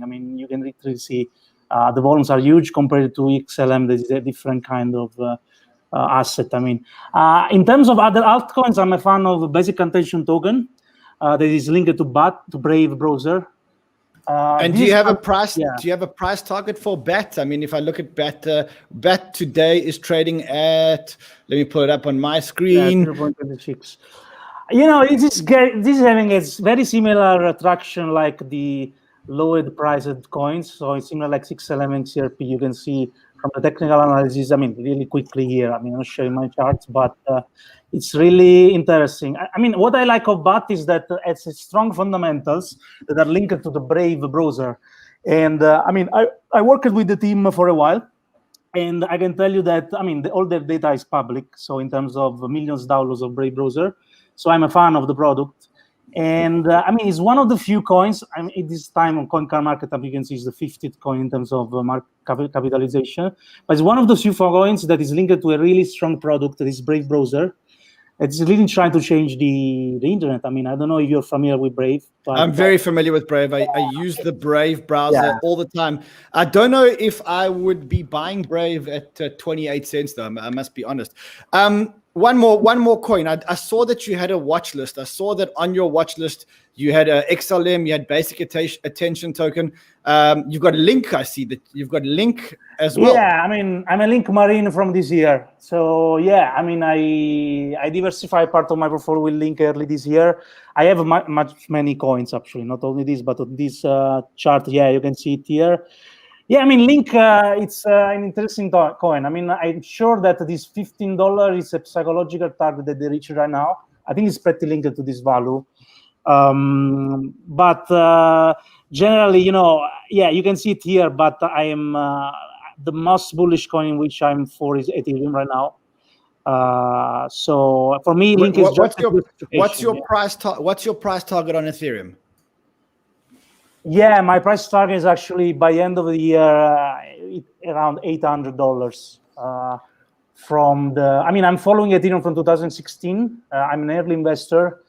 I purchased it on leverage on 2017. So I literally following it every day. And I think that what we are seeing here with the decoupling of Bitcoin, it's a tremendous kind of bull run that you can see here, but generally Ethereum will follow it right after. So okay, we have a question for you from our YouTube chat, and the YouTube chat, the viewer is asking, why do you think that gold and Bitcoin uncoupled or decoupled right now? Why didn't it happen earlier in the year? What is it that caused the decoupling right now? Yeah, that's a great question. So as I told you, you can see below my screen, right, the annual. So we are talking from the start of January for 2019 and 2020. You can see it here. So, this is something that is happening recently. Everybody's talking about Bitcoin and gold from ages, right, from the beginning of Bitcoin, because it's seen as a store of value, right? So this is the first correlation. When someone is investing in Bitcoin to diversify from gold, because they're looking for a store of value, right? So this correlation, in my opinion, was increasing from these. But why did it decrease? Why is it decreasing now? Why all of a sudden have they decoupled? Yeah, great question. I think there was a huge movement in Bitcoin that actually is giving is more traction, so compared to gold. So generally, a combination of factors. listen, gold is also partially moved by physical transactions, not only virtual transactions, not only ETFs, not only CFDs. So for sure, the remote positioning of the world is moving with coronavirus. In my opinion, at least, is giving to digital currencies a boost, because digital currencies are the best remote kind of store of value element, in my opinion. So it's completely decentralized in terms of Bitcoins. So when you need to decide what is your best store of value between the two, so between gold and between Bitcoin, Bitcoin has an higher boost, in my opinion, because this can be motivated by the recent coronavirus crisis, if you ask me. I think they are correlated. I'm also a Nasdaq investor, so most of my investments are in e-commerce stocks, in example. I'm having amazing returns with these e-commerce stocks. There's an evident correlation between price movements and coronavirus. So in my opinion, there is a huge correlation between crypto and coronavirus, and the best crypto asset is Bitcoin by far as the market leader, and that's why we can see these recovery right now. Awesome. Thank you very, very much for your analysis. As you guys can see on the show, we've got Mr. Vinny Lingham. For those guys who don't know Vinny Lingham, Vinny Lingham is the founder of Civic. He's also a shark on Shark Tank. He's a dragon on Dragon's Den. He's an all-around great guy, a very good friend of mine. Vinny, welcome to our show. What do you think? Do you think that Bitcoin is permanently decoupled from gold right now? The real question, and Ryan, thanks for having me on the show. This is great. But the real question on Bitcoin versus gold is, does gold do a leg up as well, right? So if gold does a leg up and Bitcoin does a leg up, there may be a recoupling. But to a large extent, I think given the size of Bitcoin relative to gold, it's probably unlikely. In the short term, I think Bitcoin goes a leg up and then recouples for a while. Alrighty, just a reminder that if you are watching the show on YouTube, hit the subscribe button now, hit the like button now. The more you subscribe, the more you like, the more viewers get this content fed into their stream. Also, I see the YouTube chat going crazy. Everybody wants to speak to Vinny. If you do want to speak to Vinny, call us live. The easiest way to call us on Telegram at Crypto Banter, or you can call direct into the show. There's a link in the YouTube in the description. There's a StreamYard link. Click on that StreamYard link and you can go into the studio and speak live to Vinny Lingham. So Vinny, there's been a bit of a hype or a mania, so to speak, or a run-up. Is it a hype or a mania? Or is this more a controlled, sustainable bull market? So we don't know yet, right? So I think the real break point is 20,000. Just shy of that. If it breaks above it, then the bull run really, really starts in earnest. I think in the short term, I think we're just basically dealing with the excess sort of supply and whatnot from the 2017 hangover. So, I said after 12,000, I'd be very bullish on Bitcoin, and I've after it broke 12,000 and held it, I've become very bullish on Bitcoin. So I do think it breaks 20,000. Just not sure when. I think a lot of people think it's going to happen right now. I'm skeptical. I think we're just under 20,000 right now. I think we're going to go up to maybe 20,000 itself, with 20,000 and a few hundred, and then I think it tanks back down to around the 15,000 level, and it's going to consolidate there, range bound for a while. So if you'd ask me, like, put a bet on it, I'd say it bounces off the resistance level and goes back down about 20%, and then it consolidates for a while. That would be my bet, and I'd say I'm 75% certain that's going to happen. 25% would be, okay, it breaks to 20,000, resistance becomes support, and then it goes, to whatever, 50K, 100K over the next 12 to 18 months. We don't know. But I think this 20,000 psychological level is pretty heavy. Okay, now what about Ethereum? So Ethereum 2.0, that's the big news. Ethereum price rising from 300 to close to 600 or over 600. Which one rises quicker, Bitcoin or Ethereum? Well, again, I think within the 20,000 boundary, Ethereum can move a lot more than Bitcoin. Once Bitcoin breaks 20,000, then there's no psychological limit to the price of Bitcoin. Like, just remember, like, the previous all-time high is a psychological limit, right? But once you break that, there's no limit. What can it be? It can be 100,000, it can be 50,000, it can be 1 million. It's like a limitless upside scenario. Ethereum's got to still break its $1,400 limit from 2018. So just the psychology of the whole market tells me that Ethereum has probably got 2x upside, maybe, until Bitcoin breaks 20,000.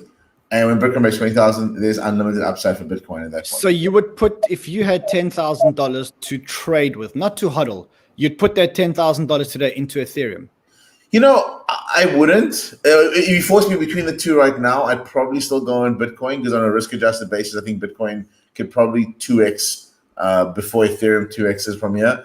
I'm still skeptical on ETH 2.0 and the short-term benefit gives developers. We develop on Ethereum right now, and we're kind of stuck. The Civic wallet, if you use the wallet, it's great for obviously Bitcoin, and we're storing a decent amount of Bitcoin right now because we've got the protection plan on the wallet, and you can basically have a multi-sig wallet for Bitcoin.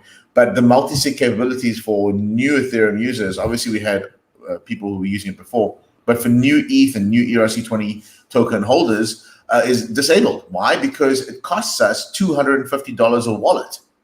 Because $250 a wallet. At peak, we were paying $250 a wallet about 2 months ago. So we had to disable it. That's because it costs that much in gas to run it, to create a smart contract for multi-sig transactions across. That's absolutely crazy. It's crazy. And when we designed the wallet, it was 25 cents, just so you know.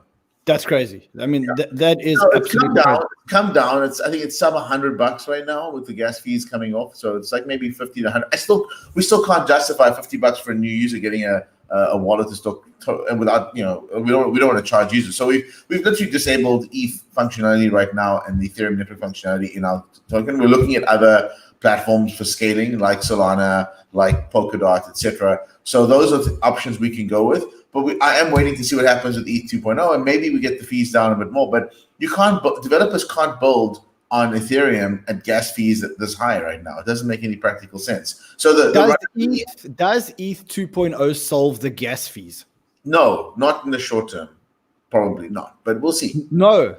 Yeah. Well, we are going to talk about ETH 2.0 on the show later on today. Actually, in a couple of minutes, we're going to bring on an amazing panel, all talking about ETH 2.0. Vinny, I know phase zero anyway. Phase zero doesn't solve it. Maybe phase 1 and 2, but not phase 0.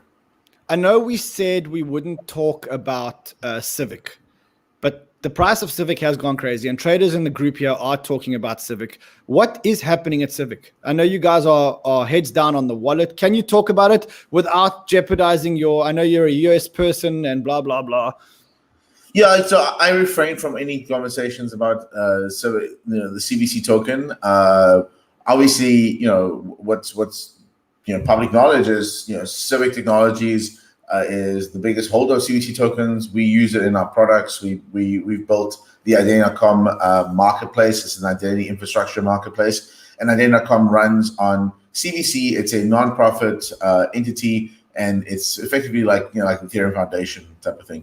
And we're just constantly looking at ways to build products and services that utilize the CVC token for ID verification and other areas where we find utility. I don't give roadmap and guidance on what we're doing as a company, as Civic, but we obviously have lots of other partners that are utilizing CVC as well. And we try to be sort of it's a tough game to play, right? The more we as a company sort of talk about what we're doing on CVC, and if we don't let other companies talk about it, it kind of looks like it's only Civic working on the project. So I won't put you on the spot. I'd rather not. Okay, let's talk about other projects in the space. We've spoken about Bitcoin. We've spoken about Ethereum. Give us a few other projects that you're watching. I know you mentioned Solana. I know you're a big fan of Solana. Tell us a bit about Solana and maybe a few other projects that you're bullish on. So Solana is one of my favorite layer 1 scaling solutions out there. I think it scales beautifully layer 1. It's not built to be a layer 2 system. People, the layer 1 versus layer 2 is really a philosophical debate. And from a philosophical debate perspective, layer 1 is kind of old school, Bitcoiners like myself who think that, I'm going to be kind of layer 2. I think if you use layer 2, you might as well use a database. What's the difference? So I like layer 1. Solana uses proof of time and proof of history to basically ensure that transactions can be, you can get finality at scale at layer 1. And so I've been a big supporter of that, obviously, through Multicoin, going to Solana at the seed stage, and we helped them basically built the company and launched through this point. So we're very bullish at Multicoin, and I'm personally very bullish. And I actually just like the team. I think Anatoly is one of the smartest guys in crypto. I said that from day one when I met him. So I'm a big fan there. My other favorite coin is Filecoin. I was going to say, I know you're going to bring up Filecoin. It's I know you hold Juan in very high esteem. He actually eventually launched the protocol. He launched the token. So it sounds like very exciting times there.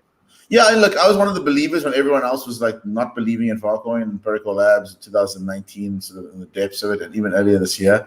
I think that I've been invested in Protocol Labs since 2014. So I've been a strong supporter and believer in the company and the team and what they're trying to build. I think that decentralized storage the capacity of decentralized storage will exceed centralized storage, in a couple of years, but at a tremendous scale. Like right now, the Filecoin network is sitting with over an exabyte of data. That's like 30 times Netflix's archives. Like it's a massive amount of data sitting across 600 or 700 miners worldwide.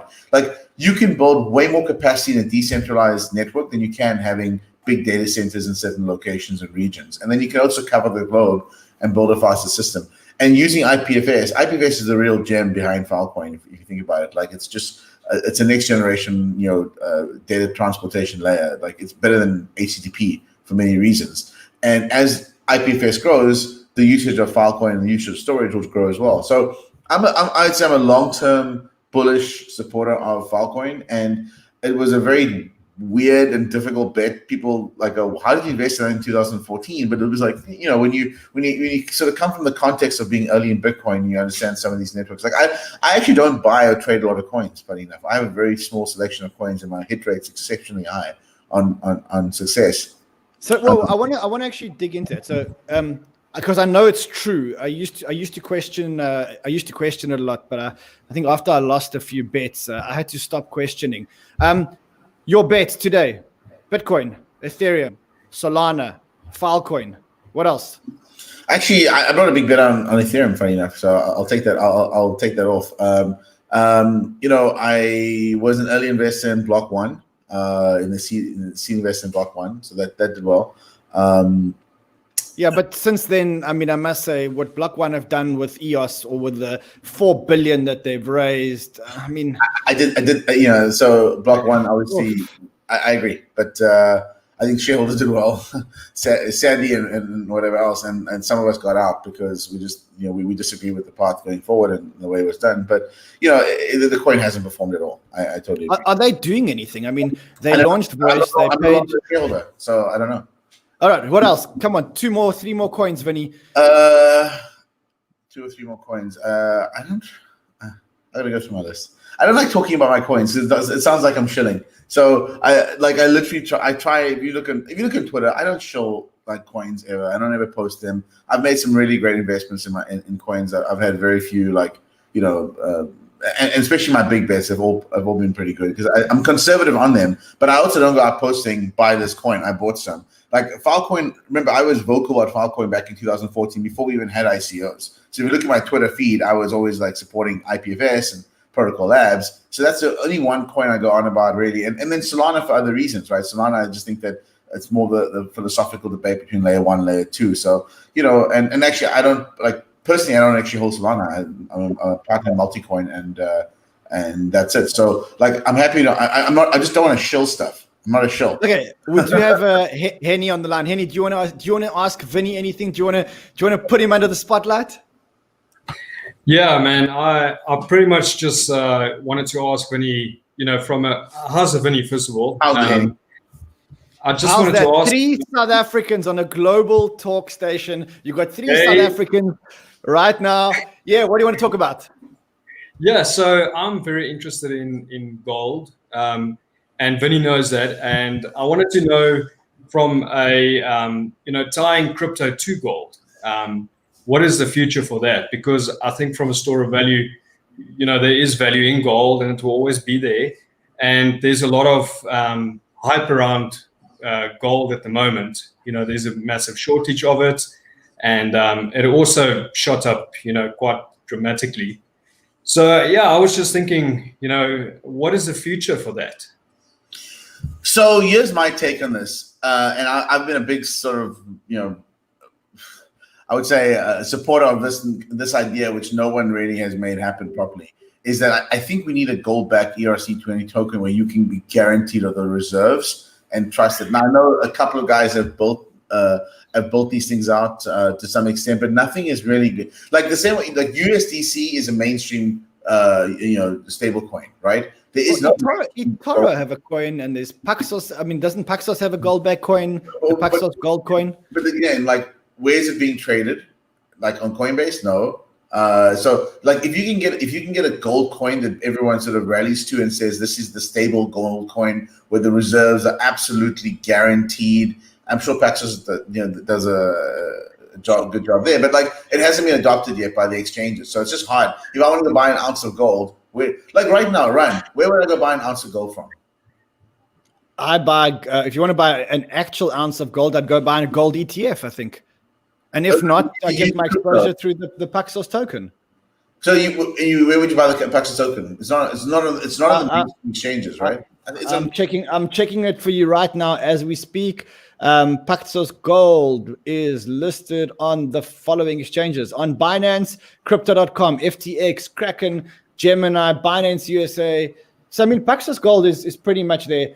I must say though, the market cap's only $75 million. So you're talking about $75 million. I mean, that's tiny. Vinny, we've got a caller who's asking if Akoin, AKOIN, is a serious project. Do you even know the project? I've never heard of it in my life, so. Okay, Vinny's never heard of it. Actually, I did hear about this. I heard about this back in 2017 or 2018. This was Akon's coin, wasn't it? Yeah. I don't think I have no idea. I haven't heard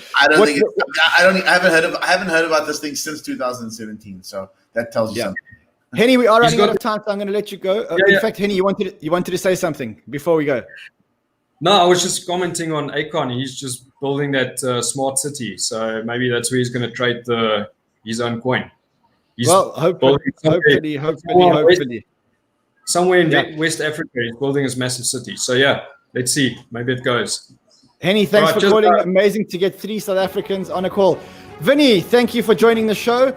We're going to cross over now to Adrian Bashuk. Adrian is my producer from CNBC, and he's going to be telling us what he's been seeing on the social networks. He sits out. He wakes up early in the morning. He trolls Telegram, Twitter. In fact, if you are a member of any cool Telegram groups, get Adrian on the group. Post the link on the show, or if you don't want to post a link on the show, just send it to Adrian at Crypto Banter on Telegram. Let's get Adrian into your group. Let's get him to look at what you guys are talking about. Let's get some of your banter right here on the group. Adrian, what is going on today on the social airwaves? I mean, you can check out some of the big trading groups. So one of my favorites is the Trading Pit, brought to you by the guys from Hero, Wolf Crypto. We've had Winston on the show a couple times. Socials are, it looks like, people are filtering down from Bitcoin and Ethereum and heading over to alts. People are looking at what's happening. I mean, look at Uniswap. You've got a lot of activity there. People are looking for those small cap altcoin gems. And what we're going to do is, Ren, we give a nice quick social roundup here. So let's. Welcome to the Social Sentiment, where we'll take a big macro view of crypto across social to see where we're at and where the market could be going. Let's start off with the social headlines. We got Bitcoin nearing an all-time high yesterday, a slight pullback, and now we're up a bit, but trading flat. Let's investigate. Larry Cermak, the lawmaster from the block, lists Bitcoin's all-time highs across exchanges, from 19,660 on Kraken to just over 20,000 on BitMEX. Eric Voorhees responds, more relevant, we've already surpassed the more important all-time high, which is market cap. BTC value in aggregate is already at its all-time high. Ryan Selkis from Masari notes, when we first retested the 2013 highs, we came up just short and corrected 35% before breaking out months later. But why today may be different? Institutions hammering the grayscale trade, and retail is collateralizing, not selling gains. Alex Saunders reminding us, data shows coins are leaving exchanges. Even at 18K, holders aren't selling. In bull cycles, gold production doubles to meet demand. BTC can't double, it halves, and price must rise exponentially to to compensate. Nathaniel Whitmore inferring, I think we can really stick a fork in the tulip mania comparisons. Tulips never came back, not once, much less over and over again, and certainly not as a hedge against monetary policy. From Bitcoin, and yesterday and today, we're also talking about ETH 2.0, but let's take a look at some of the altcoins making moves around the crypto markets. According to Lunar Crush, check them out. Here's this week's top 10 DeFi projects by social activity. Just, XDAI, AVAX, Link, Juan, Teller, Rune, Ferrum, Koti, and Orion. And here's the Galaxy score, a compilation of factors: Matic, Algo, VeChain, Waves, Filecoin, Link again, Binance, Cardano, ETH, Icon, RSR, Zilliqa, Anchor, Dot, and Perlin. Speaking of Polkadot, some noting on socials its ecosystem is seeing some traction. Take a look or screenshot Polka Project's overview of the Polkadot ecosystem. Then back to Link. Altcoin Sherpa thinks $20 is programmed, but wouldn't be surprised to see a pullback. And might just buy more if $12 comes again. Next, some charting on Algorand. Overall entries are looking good, he says, and still plenty off its all-time highs. On the low cap and yield farming front, there's talk of SnowSwap and its APYs for now. Always worth researching. You've got your homework. But just like Altcoin Psycho says, this bull run is moving way too damn fast. RIP to my sleep schedule. And that's the social sentiment. So I'm glad that you mentioned Matic, because we know we've got a panel coming up here just after the break. We've got this amazing panel, and what they're going to be talking about is ETH 2.0. What I added in is how we're going to make money from it. But we've got a whole host of highly esteemed guests that are going to sit here and they're going to talk about what ETH 2.0, what ETH 2.0 means. We've got Dr. Omri Ross, who's the chief scientist at eToro. We've had him on the show before. He's a fantastic guy, very smart guy. We've got another whole panel of guys. We've got Sandeep from Matic. He's one of the co-founders of the Matic network, and he's going to be doing it. We've got Charlie Morris. Also one of our esteemed guests. He's the co-founder of CMCC Global. And we've got some other guests all here and all talking about ETH 2.0. I do want to remind our viewers, if you are watching this, hit the like button and hit the subscribe button now. Why? Because when you do that, it sends the YouTube algorithm and it tells others to watch the show. So if you want to get the show live on air, if we want to get more viewers, let's hit the subscribe button and hit the like button now.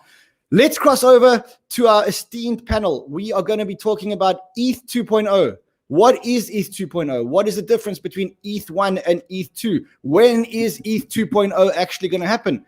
And then, of course, for our traders, what does this mean for price? That's what you guys want to know. So coming up on our panel, we've got Dr. Omri Ross, Charlie Morris, Alex Manushian, and we've got Sandeep. And guys, welcome to our show. We're here to talk all about ETH 2.0.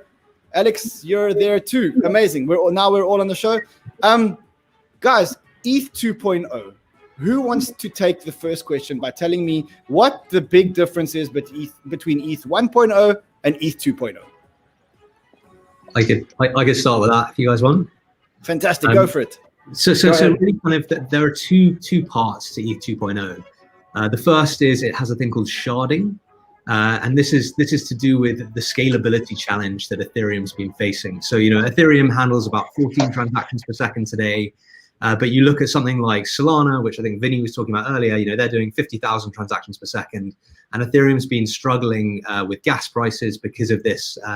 The amount of throughput they can handle today is not very much. So ETH 2.0, one major part of this is sharding, which is also kind of known as horizontal scaling in the kind of computer science terms. And so sharding is where you partition a network. So today, Ethereum 1 is a single network. So all transactions are being processed by all of the miners on the network. And that's quite a challenge. And so with sharding, you partition the network into multiple shards, which means that the different people, the different miners that are processing the transactions can basically take a subset of transactions, and so you have multiple shards operating together. So that's kind of so sharding is one of the main differences between ETH 1 and ETH 2. What else can we expect as the main differences? Yes. So the second main part is a thing called proof of stake. So Ethereum today works on a thing called proof of work, which is a consensus algorithm. And proof of work is pretty environmentally unfriendly and requires a lot of processing power and really a lot of energy. So being a miner, you're rewarded for providing processing power, which is basically directly correlated to electricity. Whereas in proof of stake, you're rewarded for basically being online and for providing stake into delegating some of your ether holdings into the system. All right, guys, Omri, are you in agreement that the major two differences are sharding and a migration from proof of work to proof of stake? Yeah, I definitely agree with that. I think it may also work to say that the way the validators are created as part of the Eth 2.0 is requiring just a subset of 32 ETH at the time to act as a validator. And one of the things we also seen as part of the proof of work, of course, apart from the damage to the environment, there was a lot of centralization of power, if you would like, in the hands of sort of mining pools, because you just join that, it will be more economically efficient. And once you have to distribute each 32 ETH to have their own validators, while some of those, of course, will also group together in some smart manners, I think we'll see much more also decentralization of the network, which is a nice sub effect.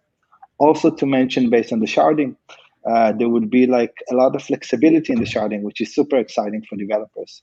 So if people want to follow up some mechanism more similar to Libra or to UTXO or other stuff, that would also be possible as part of it. And that would be very interesting and exciting, I think, for the development networks.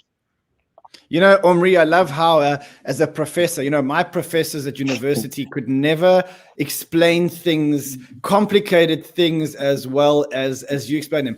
Alex, what else are you excited for when it comes to Eth 2.0? So can you hear me? Yeah, of course. Can you hear me okay? Yeah, great. So yeah, there are several things that are in the works. First of all, it's quite a big endeavor, of course, to move from one chain to another, to change the consensus algorithm and go from proof of work to proof of stake.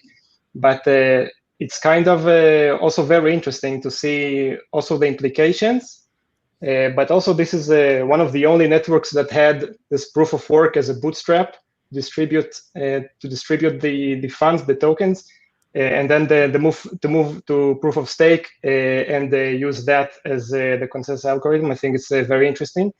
And under this umbrella of the move to Eth 2, there are some additional changes that might even get into Eth 1. For example, EIP 1559, which is also sometimes mentioned in this context, which is kind of a different way that the fees will be estimated and will affect how we evaluate gas, which is also quite a cool project that's currently in the works. Okay, now, Sandeep, when are we expecting Eth 2.0 to go live? So currently, whatever we are seeing is the phase 0 of Eth 2.0, right? So, and then, you know, having a usable Eth 2.0 is still like years away, like at least, you know, you will need at least 2.5 years before somebody would be able to deploy their applications and use the smart contracting functionalities. Like I may be slightly here and there on that, but it's still fairly, you know, far away, where you can have multiple shards and you can have your applications on the you know, different shards. But you know, I think some of the panelists were saying that Ethereum is currently having the scalability issues, and that's when, like, you know, a very big you know, kind of effort has gone into the layer 2 scaling in the last 2 years with Ethereum. And then most of the, like many of the layer 2 solutions like Matic Network, Loopring is there, and you know, there are other bigger ones that are coming in some time. That scalability to a large extent is already there on Ethereum. Like, you know, recently many of you guys would have used the app called Polymarket, right, for the US presidential elections and bettings, and it became like viral, did like $10 to $15 million of, you know, betting volume within a matter of like 2 days. That was completely hosted on Matic Layer 2, basically on Ethereum. So that scale is already there. Projects are already using it. And, you know, by the time Eth 2.0 comes, like Layer 2 would already be able to, like, you know, have the Ethereum ecosystem intact in that sense. So I want to ask a question. My understanding around Layer 2 was that Layer 2 was built so that ETH because ETH couldn't scale. Are we saying that when sharding happens and proof of stake happens, to me that sounds like we're well on the way to scaling? Is my understanding right?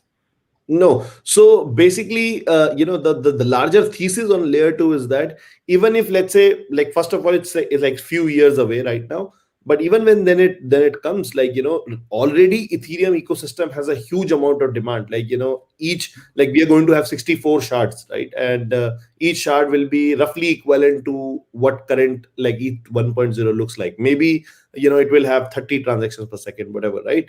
And even if you have 64 shards, and just imagine, or just kind of like, even if you think that all of those shards will be interoperable within the next, let's say, 3 or 4 years, which I feel that interoperable shards will take even more time. But even that happens, even then you have like roughly like the network capacity of 2000 TPS or things like that. I think right now the demand or the DeFi applications, the way the Cambrian explosion of DeFi applications is happening, and this is not even when the traditional world has started coming into the DeFi space. When it comes, it will very easily be able to kind of take over the entire supply of these TPS. If we think of TPS as a commodity, the demand is so high already, and like for many of the use cases like gaming, NFTs, and social networks and all that, like, I think the layer 2 usage of layer 2 would already always be there. All right. Charlie, I'm gonna look at you. Staking ETH today. So if you want to be a validator, I think Omri said that you needed to stake about 70 or 72 ETH at the current price. 32. 72. 32. 32. Okay, so you need to stake 2 ETH to become a validator. Walk our viewers through, or our listeners through, what it means to be a validator. So how do you do it? Where do you put your coins? What does it actually mean? How do you make a return? And we have a question here in the chat that says, does this mean that you have to lock up your coins for 2 years? Yeah, so maybe to start with, what does it mean? So in Ethereum today, you have miners, and these miners are providing processing power and are validating transactions. Now, as we migrate to ETH 2, instead of having miners, you now have validators, and anyone can be a validator. And so what that means is you will have, let's say, a computer that is on 24/7, that is running the Ethereum network and is validating transactions that are happening. So if you're becoming a validator, what you're going to do is you're going to take 32 of your Ether, you're going to lock it up in a contract on Ethereum, and then you're going to run a computer 24/7 that is going to be validating transactions on the network, and you're going to be basically adding to the security of Ethereum. And in return for you doing that, you will earn a reward. At the moment, I think it's about 18% per annum. And that reward is actually dependent a little bit, or dependent entirely on how many other validators there are. So if there are fewer validators, you'll get, there's a set amount of reward, so you'll get more of it. But if there are many more validators, then that percentage reward that each validator will get will reduce. Okay, so let's say I'm a non-technical person. I have 32 ETH, or I'm going to go and buy 32 ETH after the show. It's going to cost me a lot of money. Where do I stake these coins? What do I do with these coins? Yeah. I don't want to have a computer, and these things scare me. What do I do? Yeah, so there are some options. If you don't want to run your own computer doing that, there are some staking pools being set up. So probably the leading decentralized staking pool is a thing called Rocket Pool. And I think you can stake as small as like 0.01 Ether in that. And so these would be basically like, collection or aggregations of different people's Ether. And then those pools will basically like stake on your behalf or run a validator on your behalf. All right, amazing. So for our viewers who want to start their own computer, Omri, how would they get started if they wanted to become an ETH validator with their own computer? What would you do? Okay, that's a good question. But I want to also comment a bit on what Charlie said in that relation. Is that unlike some of the sort of proof of stake chains right now, where you hold in your wallet whatever you own, and then you delegate just the rights to vote, which actually offer you a very simple way to do that. In the case of 2.0, you mentioned you need to run a validator, which means you need to first transfer your ETH to the Bitcoin chain, which would require you to at least not meet them for the foreseeable future until we see some of the next steps of rolling out. It also means that, as was also mentioned by Charlie, you will kind of have to dive in voting. And that means that there are a lot of also risk about that asset. Of course, it was done in a smart way by having two types of keys. One key is the one used by the validator to vote, without getting super technical about it. And another one, it would be the one used for you to withdraw your Eth 2.0 in the future. But it still means that if your key is being, as validator, is being sort of compromised, you're in a challenge. And in this case, you have to do that voting with a hot wallet. Which I think is actually super exciting for geeks like myself, because it means that you can actually look into how you can use MPC and other elements to actually try and secure your voting while you do that. And among other things, we are looking very much into how to offer that, but also offer it in the highest secure manner. And that's never been a trivial thing within the space. Now, is eToro, I know that you're the chief scientist at eToro, and I don't know if you are allowed to talk about it, but is eToro going to offer staking services or for their customers who are holding ETH on the platform? So just a comment before that, we already offered that for at least EDA, Cardano, and for Tron, and I think we have one of the most at least generous share rev in this regard. It's been really important for us to kind of contribute to the customers, and we are looking into rolling out that for Eth 2.0. But we're also very worried about some of the. I mean, we always took security extremely to an extent at eToro. And of course, we cannot discuss precisely how we do that, but for obvious reasons. But that's always been one of our main challenges. It's also one of the, luckily yet, we not have any security issues with that. And part of the things we are looking into is how to offer that while your validators are as secure as possible. So we are looking into rolling it out. We will inform more about that as it's being developed. All right, I just want to remind our guests, if you are watching or listening, wherever you are watching or listening, number one, I want you guys to stop what you're doing, and I want you to hit the subscribe button and the like button now, because the more you hit the subscribe button and the more you hit the like button, the more we get views, and the more views we get, the more people watch our show. The next thing is, if you want to call into the studio, go to www.cryptobanter.com. You can call in via WhatsApp. You can call in via Telegram. I know you guys have a lot of questions about Eth 2.0. You can also post them in the comment section of the YouTube show, and then we will we'll get the experts, this panel of experts, to answer any questions that you may have about Eth 2.0. I have a question about Eth 2.0, and I'm going to direct this question to Alex. Alex, yes. It feels to me like changing the ETH system is like changing the engines of a Boeing while in mid-flight. It sounds extremely risky, and to be honest, I wouldn't want to be on that airplane. How do you feel about the risks associated with this migration from Eth 1 to Eth 2? And I see, Charlie, you got a smile on your face, so you're coming up next.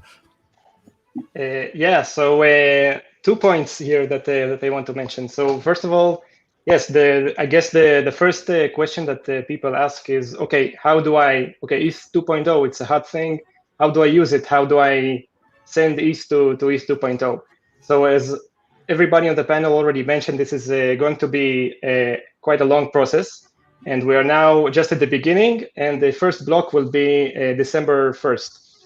Only then it will be phase 0.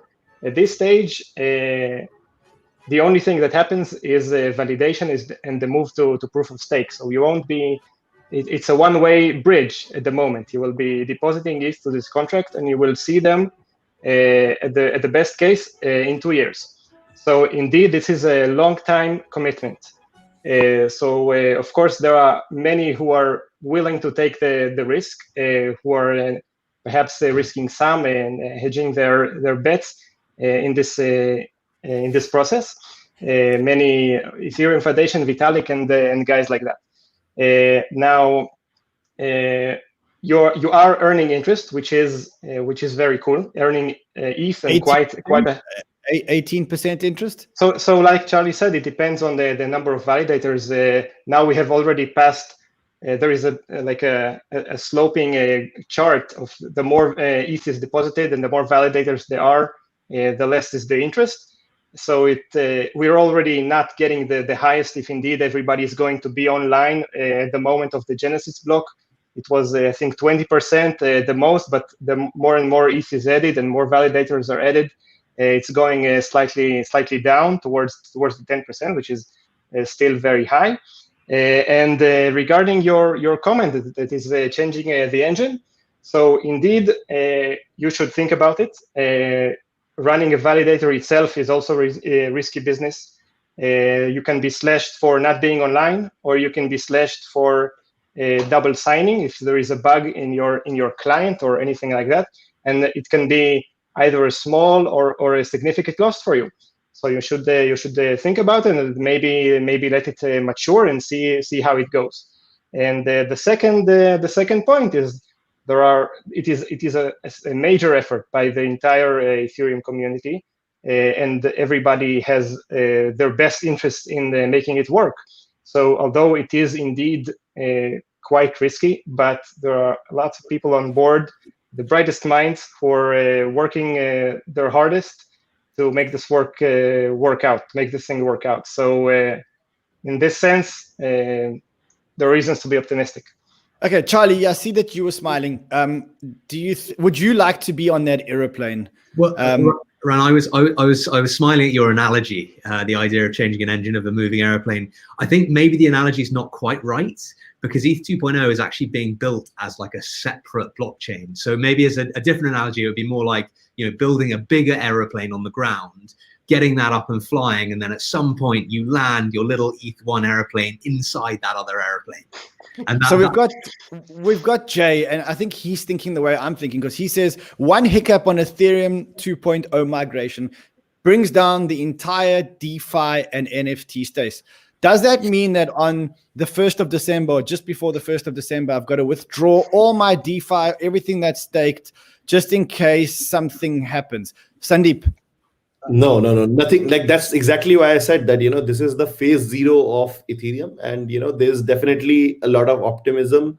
A lot of smartest of people in the space are working on it, but it is going to take time. Like, you know, just set your expectations right. Like, nothing is going to change for your applications, for your smart contracts for good, you know, 1.5 2 years.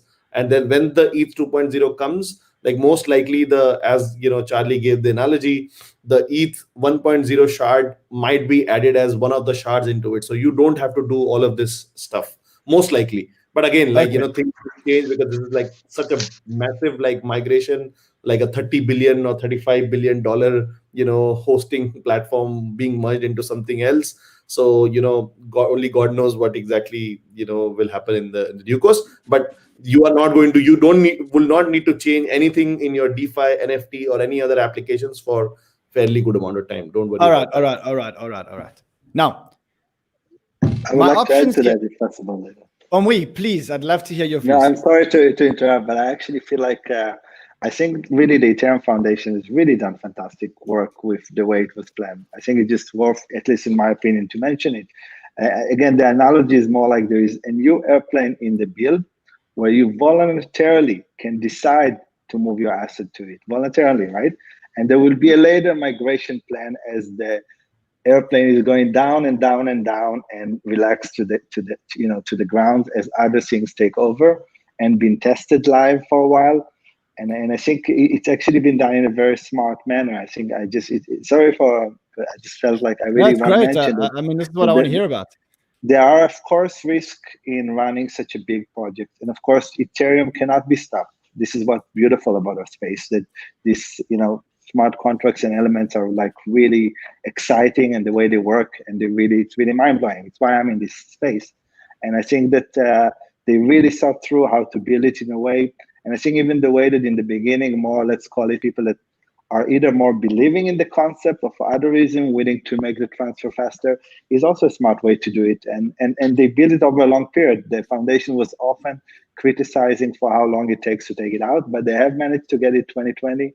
And it is a very complex project. So really, just putting a small kudos there, and you can move to the others. Absolutely, yeah. Okay, so great. After the show, I'm gonna go and I've only got $20,000. That's actually all I've got. So I have a choice. I can A, buy Ethereum and hold it, 32 Ethereum. I can B, take the money and put the money in Bitcoin. C, I can take the Ethereum and stake them and earn 18%. D, I can take the Ethereum and stake them on the yield farms that are happening there. Or E, I can invest them in Matic, the $20,000. What should I do with my money? Yeah, I would simply say that simply hold Ether. Like, you know, the staking limit has already reached. Just hold your Ether, and you know you don't need to do anything. They don't trade. Like, it's a very long term game, and Ethereum is going to be the one blockchain that wins at the end. Like, we all strongly believe that from the Ethereum community. So simply hold your Ether, put them on a hardware wallet, and forget about it for next 2-3 years, 5 years. I must say, I agree with you. I think that ETH is now too big. There's too many smart people like yourselves. There's too much smart money in Ethereum today. And I just think that ETH cannot fail. I don't know how you guys feel about that. Omri, 1, 2, 3, 4, or 5. Which option would you go with? I'm going to be boring and say that I'm not that interested in speculation. I'm sorry. I'm just interested in technology. So I'm really excited to see the growth in the technology. But, you know, I don't have a lot of interest in answering the question. So I'll just bore you know, this is why most of the professors at most of the universities aren't billionaires, because they're the smartest guys in the world, but all they care about is the technology and what they're building. Come on, Amri, you can make millions. You're so smart. Charlie, what are you thinking? Well, so my company is a blockchain asset manager, and so we're all about having a level of diversified portfolio. So I would be thinking about splitting between a number of different, probably competing platforms. Obviously we believe the space is going to be enormous. I think there'll probably be some $1 trillion platforms at some point. The question is, can you be involved and invested in a few of them? Okay, but you're not answering my question. So what would you do with the $20,000? Would you buy ETH? Would you stake ETH? Would you buy Bitcoin?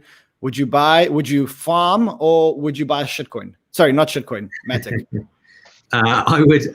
So I would diversify between a few different. I wouldn't take any one specific of your things. I would always say, hold a little bit of Bitcoin. I think that's a smart move. But also, I certainly would hold some Ether and a few other things. Okay, so you're all about diversification. Alex, what are you saying? What should I do with my money before we end the show? Do I buy ETH, stake ETH, buy Bitcoin, buy DeFi, or go into other coins like Matic, which, by the way, I love? So, I'm definitely on the boring side with Omri there, but pragmatically, I think if it's all of your life savings, then we are just at the beginning. See how this network boots up. There are a lot of moving parts. There were testnets and things were tested, but it's always different when real money is involved. See how it goes. There will be probably many services that will pop up that will offer custodian staking, non-custodian staking, 32 ETH, one GWei staking, and many more options that will probably pop up. So I would see how that goes, and make moves from there. All right, guys, it's been an absolute pleasure having you on the show. The smartest minds in the industry by far. Way too smart for me, and I think way too smart for everyone. But you managed to dumb it down and teach us what ETH 2.0 was about. Thank you so much. Thank you for coming on Crypto Banter. To our viewers who have been watching this and who have been pumping the subscribes and pumping the likes, thank you very much. It's not over yet. Hit the subscribe and hit the like button, because that will make us top of the YouTube algorithm. We'll see you again after Thanksgiving, unless something amazing happens with the market. If something does happen with the market, we'll be back tomorrow, or we'll be back on Friday. If not, then we want to give some thanks to you, to our community, to our viewers, for supporting us, for making this a great show. We couldn't do this without you guys. Help us grow this. Help us grow this network. We're building the world's first decentralized crypto call-in network. We want you to make the news. We want you to break the news. And speaking of news, I don't know if any of you saw today, our good friend Anthony Pompliano was on Where CNBC. do you think it's headed? Let's take a... Has it moved too fast? That is the question of the morning. Absolutely. Well, good morning to everyone. Thanks for having me. I think the key piece here, and we've been talking about this now for almost 2 years, is just, Bitcoin is the kind of winner of a supply and demand exercise. And if you look at what happened in May. We had the Bitcoin halving. Obviously, the 1,800 Bitcoin a day went down to 900 coming into the circulating supply. And at the same time, we've had this macro environment that has forced people to look for inflation hedge assets. So you had capital flows due to the fear of inflation. And then also you've had many big buyers come into the market. So whether it's Square, PayPal, GBTC, et cetera. What do you think is fair value for Bitcoin, and how would you get there? And so I don't think it's that crazy to see $100,000 Bitcoin price by the end of 2021. And if we continue to get bigger and bigger buyers, right? Many of the largest hedge funds in the world are now starting to get exposure to the asset. You see people like the Stanley Druckenmillers, the Bill Millers, Paul Tudor Joneses coming in. If this kind of tips over and all of a sudden it becomes kind of a consensus trade, it wouldn't surprise me to see something even higher than $100,000. And it's kind of okay. Give me your. I know you're very bullish, but give me the thing that would keep you up at night. What would turn it the other way?